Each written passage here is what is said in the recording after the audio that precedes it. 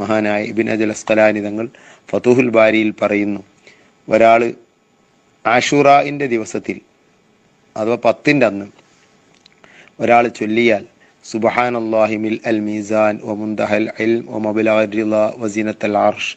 വൽഹംദുലില്ലാഹി mill അൽ മീസാൻ വ മുൻതഹൽ ഇൽം വ മബ്ലഗർ റിളാ വ സിനത്തൽ അർഷ് ലാ മൽജഅ വലാ മൻജഅ മിനല്ലാഹി ഇല്ലാ ഇലൈഹി സുബ്ഹാനല്ലാഹി അദദ അശ്ശഫീഇ വൽ വത്ർ وعدد كلمات الله التامات كلها والحمد لله عدد الشفيع والوتر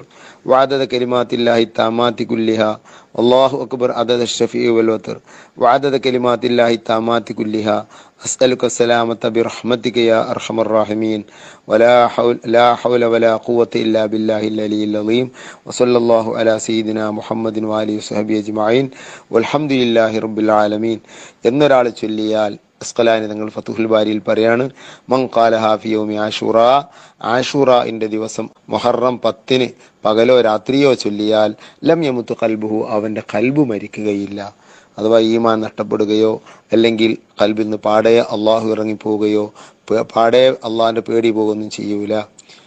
എന്നല്ല. ചില മഹാന്മാർ പറയുന്നു വലം യമുത്ത് ഫീ തിൽകസന, ആ വർഷം മരിക്കുകയുമില്ല. അപ്പൊ ആ ദിക്ർ നാം ചൊല്ലാൻ മറക്കരുത്. ഒരു വട്ടാണ് ചുരുങ്ങിയത്. അതുപോലെ തന്നെ ബഹുമാനപ്പെട്ട അലി